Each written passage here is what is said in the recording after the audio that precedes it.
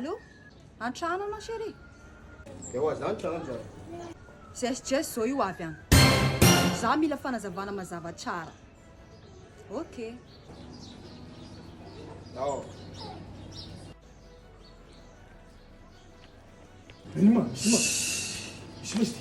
Eny madame nakay jiaby milala kabary jiaby ataoko ambadika andreo e. Zay ma. Avy nenty reo moa. Reo mpinamany. Ewa. Aiko aminareo ty.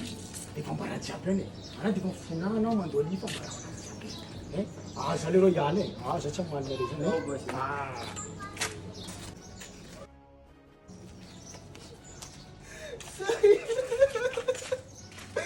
Mifuna zaho fa tamina natsy telo zesika niaraka.